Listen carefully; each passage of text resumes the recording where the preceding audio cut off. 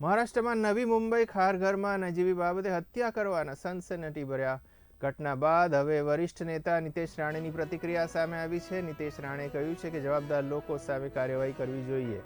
અત્રે નોંધનીય છે કે જે હાલતમાં નજીવી બાબતે શિવકુમાર નામની વ્યક્તિની હત્યા કરાઈ હતી તેમના કપડા પર જય શ્રી રામ લખેલું હતું। હાલમાં જ એક કાર્યક્રમ યોજાયો હતો જેમાં લાખો લોકો ભેગા થયા હતા। આ કાર્યક્રમમાં ભાગ લેવા જતા બે લોકોની શિવકુમાર સાથે બાઇક ઓવરટેક કરવાના મુદ્દે બોલાચાલી થઈ હતી। ત્યારબાદ મારામારી થઈ। આ પ્રકારના કાર્યક્રમ પર પ્રતિબંધ મૂકવા જોઈએ।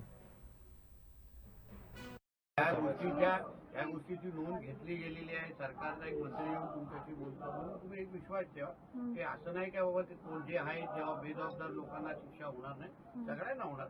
मी स्वतः सीएम साहेबांची उद्या बोलून सगळ्या घटनेची तुम्ही जे बोलताय सगळी माहिती त्यांच्यावर पोहोचवतो।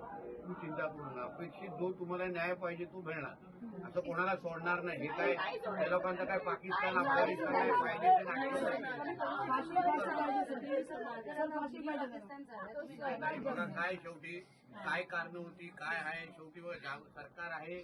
मी स्वतः मंत्री म्हणून रिप्रेझेंटेटिव्ह म्हणून आलो आहे। म्हणजे एक लक्षात घ्या पुढे काही गोष्टी होणारच आहेत। इथला काय दुसरं काय नसतं तर कोण दखल घेण्यासाठी आलं नसतं। आम्ही लोक आलो। मी स्वतः 4 गोष्टी मी पत्र त्याच दिवशी दुसऱ्या दिवशी मी पत्र लिहिलेलं आहे।